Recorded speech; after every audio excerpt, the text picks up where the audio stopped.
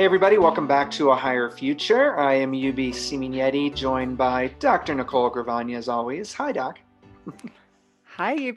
Who are we talking with today?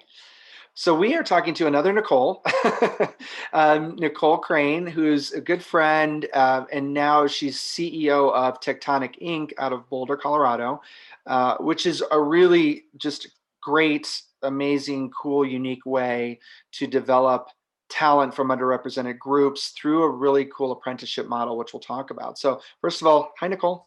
Hi, How are you? I'm doing pretty well. Excellent. Thanks for being here. So yeah, tell us a little bit about you and Techtonic. Like, first of all, how you got to Techtonic and what Techtonic's doing right now. Sure. So I spent my career pretty much growing up in the Silicon Valley tech startup world. Yeah. I've worked in several of them, some that made it, some that did not, and all with the bend on growing companies to scale. And over time, that brought me to the Boulder area about 4 years ago, working for a Mhm. SaaS software company.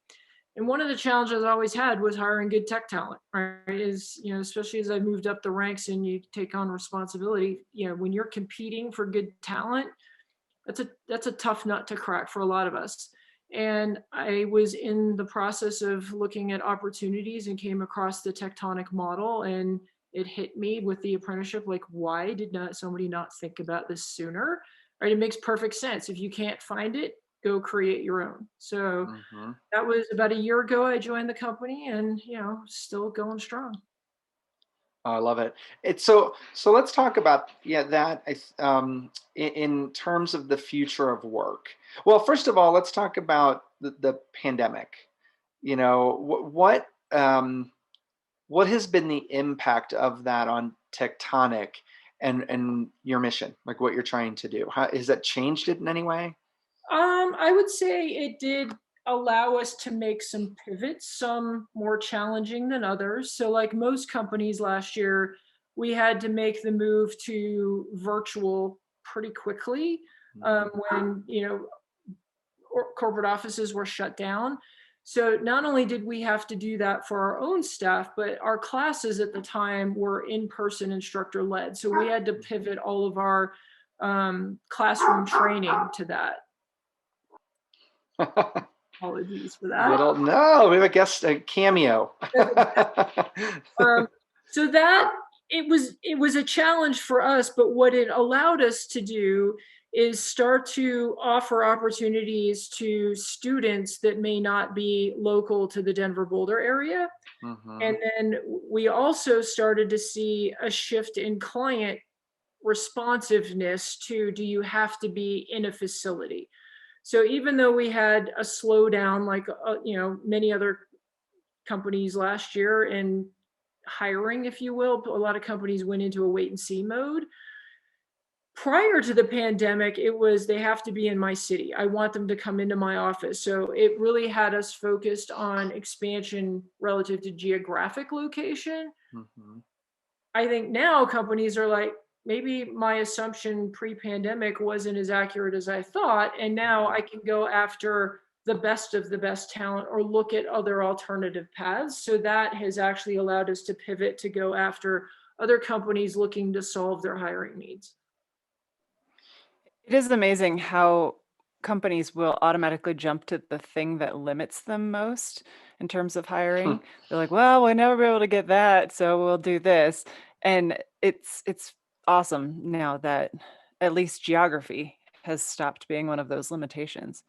It Mhm. is. It's actually, we talk about either bias or assumptions and all of those things. And there's, companies that we're talking to that, some are, 75 plus years old, and they have some very regimented beliefs about where their folks needed to be.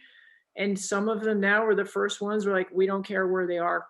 Like, this is what we're trying to do. And if they can get the job done, let's go for it. What are some other assumptions they're starting to get rid of?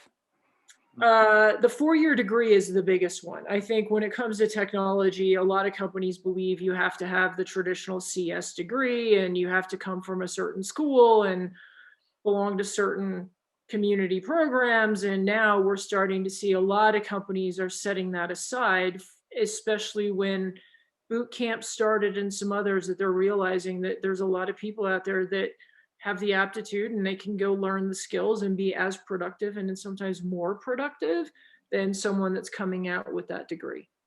What do you call the people that come through your program? Are they students? We call them apprentices. And that is, I mean, we kind of use that interchangeably, but the official term is an apprentice because we do run a Department of Labor approved or registered program. So they spend 12 weeks in a classroom, followed by on-the-job learning, actually working on real-world projects.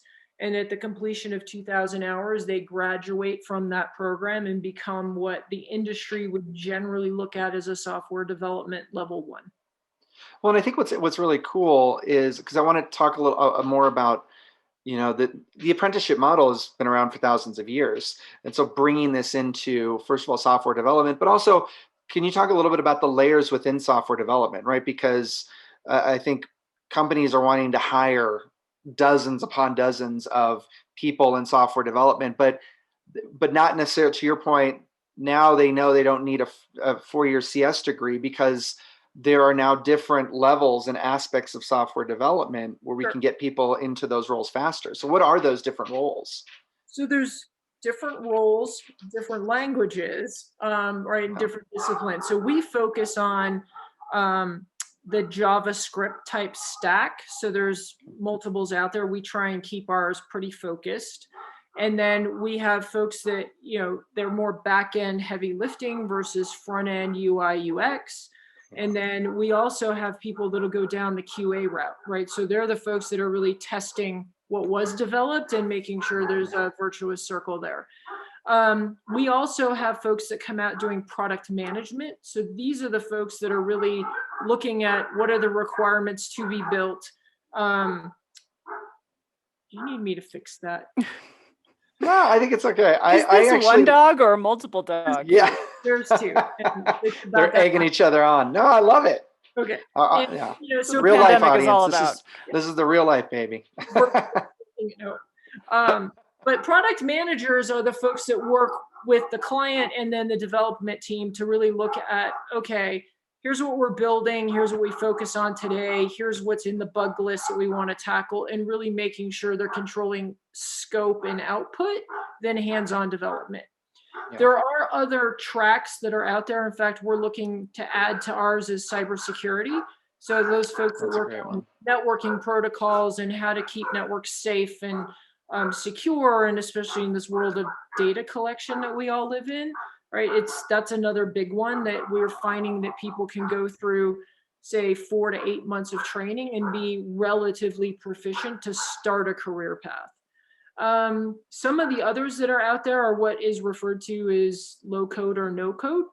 Mm-hmm. So you get into things like maybe Salesforce development. ServiceNow is another one that's out there that are more what's referred to as configuration than it is the actual development of the platform. And I like to think about these as drag and drop technologies. So it doesn't require as much back-end knowledge. That's more my style. But and what I love about that particular low code, no code is I think it feels like that opens up the opportunity for so many more people. I think of blind or visually impaired people. There's more opportunity for those underrepresented groups to get in quick into the coding world, right? Like it's a lower barrier to entry now. And I think that's super cool. Yeah, it is. And I think to your point, it's a first step in, mm-hmm. and then people generally start to branch off as they gain experience around what they really enjoy about the various aspects of software engineering. Yeah. Okay. One of the things I wanted to know about was this idea of a different kind of education. The idea of getting exactly the kind of training that you need and then popping into a workforce fairly quickly. It sounds to me like you are taking apprentices that are very young. I mean, these are not people who've been, I mean, you do take people who've been in the workforce for a while, but you also take people who are very young. So what's the age range?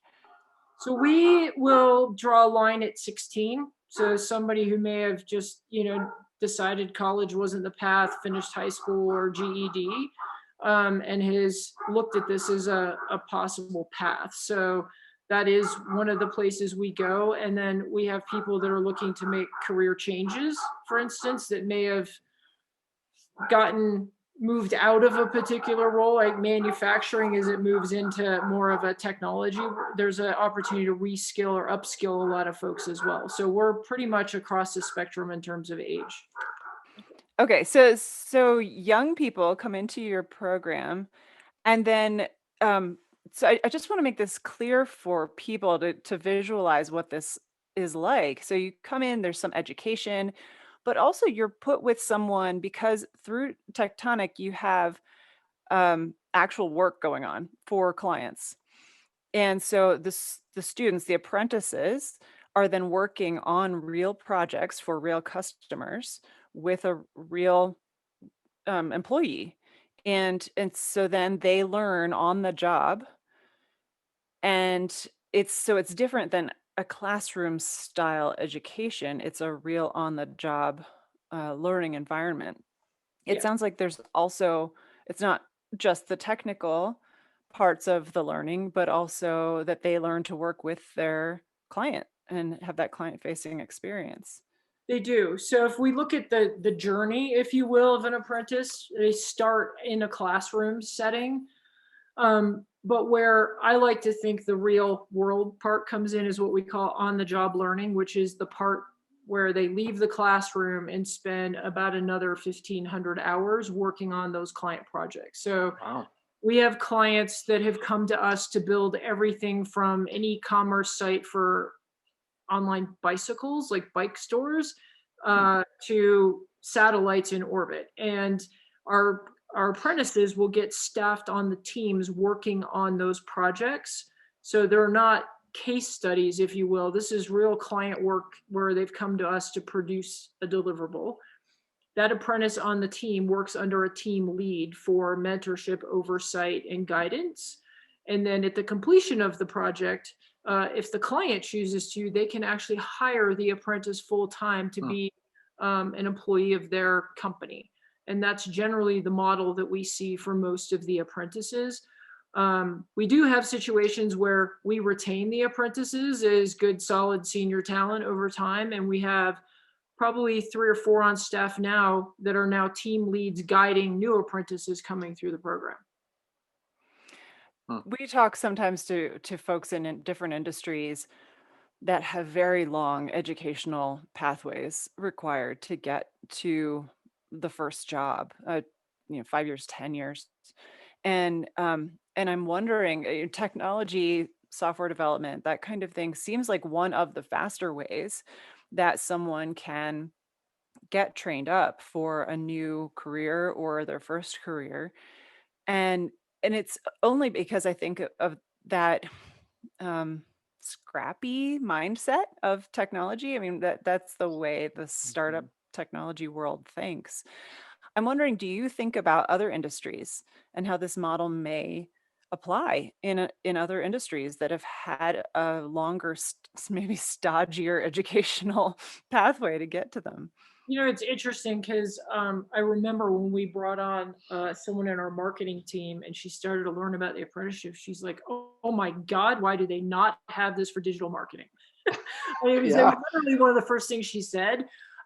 So I do think it is applicable in a number of areas. When you start to look at one, there's software to help most of us do our jobs today that Mhm. takes a lot of, I think, that hardcore learning out of the mix.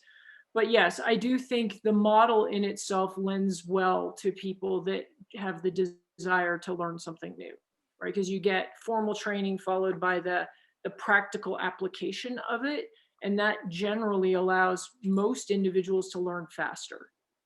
Well, and I think it lends itself. I've heard different futurists, talking about the future of work. Um, that people will have 5 careers in their lifetime, not 5 jobs. And so I actually believe that one of those careers is sort of in this software development world. Like all of us, or at least younger generations kind of moving into the future of work, we'll take that on, right? Because the barrier to entry is pretty low now. And so that becomes sort of step one. But then they're like, okay, maybe I am going to go into marketing, or maybe I am going to go into sales. But everybody, it seems to me, will almost have that. And then this model really does shake up the general education system in a way, because it's like you don't need that general standardized 4-year degree anymore. You can kind of pick and choose. It's like pick your own adventure education system now, which is really quite amazing. I love that. And I also think that the cost of education today has become far more prohibitive and is like putting handcuffs on someone after they come out, right? So Yep. even though you may have enjoyed the experience, you feel like you learned a lot, and then you start to go through the payback phase. I've had days when I look at it now going, was it worth it? I don't know. I did it, right? Because that was the thing to do when I was growing Yep. up. But when I look at where we are today, yes, there are many other options that can allow people to potentially get to the same end result. Yeah. Yeah, I'm Yeah. not a parent, but if I were, I would seriously think hard about encouraging my own kid to go through Mm-hmm. the non-traditional education process to get where they're trying to go. I mean, the cost of it alone, the cost of college alone in the US is ridiculous. And yeah, I mean, I've done a lot of school and school. Oh, Yeah. just way too much school. And it only some of it was useful. Only some of Yeah. it. I would Well, agree. and they're these natural systemic barriers for so many people in sort of that standardized education system. Like it's just not like they just don't have any chance. And Right. so we need to have other opportunities. Again, which is why I love what you all are doing, because it does open the door for all of those other people who never saw the opportunity, who never had a Right. chance to see it. Well, So they never now that you're sorry, thought about it. Nicole, now that you're sitting in the middle of bringing in more diversity into technology and you're seeing that firsthand, do you have any stories around things that get thought through differently if there are people from different backgrounds, people that look different, people that have differently functioning or looking body parts? Yeah, there's one that didn't happen with us, but it's probably made the rounds by now. Is when you make wearable technology, for instance, right? If you have a Mm-hmm. team of white men or light-skinned people trying to devise a piece of technology to read heart rates or whatever, that will play different on different skin tones, and that was missed, and it had to be redone. So that's just, that one comes to mind because it's pretty notorious. I think the other one that you hear is a lot too with how much women are decision makers in homes, and making sure that there's a perspective in product development that speaks to women is another big one we hear. But there definitely is understanding the communities and the people and sort of the consumer mindset. It isn't all one skin tone that does that, or one culture, or one what have you, right? It's like the more diversity, and there's lots and lots of studies, make teams more productive. Mm-hmm. Absolutely. Yeah. I mean, and it's just at the end of the day, like I feel like the education of this is the biggest piece, right? I think it's not only these new avenues and pathways of education that you're developing for people, but it's also educating corporations. And again, luckily, I think we've heard this many times, but the pandemic was, it was sort of a nice consequence of the pandemic, right? It was to sort of force these stodgy, older or larger corporations to see that, you know what, you're probably going to be more productive now, and we've seen that. So but they had to learn that. So there's just so much education that we're all having to go through and shift our perspectives to make this a reality. totally agree. I think in addition to location of their resources is also coming to terms with, I don't have to necessarily hire the way I did for the last 10 to 20 years, right? I personally believe the resume is an antiquated tool. I've thought Yes, that for a long amen. time, but it's still there. I was hopeful with the advent of some of the professional social channels like LinkedIn that we might shift that over time. It didn't go quite that fast. Right. But we are seeing education needed with a lot of companies to be willing to take a new approach, whether it's hiring an apprentice or someone from a boot camp. It will serve them well, because what we're also seeing is overall loyalty of people in companies that may have come out of a program like ours is much higher than you would get someone from what we've seen traditionally, where it's about what's the benefit package and what logo Mm-hmm. can I put on my resume. We're finding people that are staying true to the companies that gave them a chance. Yeah, I love that. I love that. Well, so what is it? What's the? Oh, go ahead, Nicole. I love the question you're about to ask her.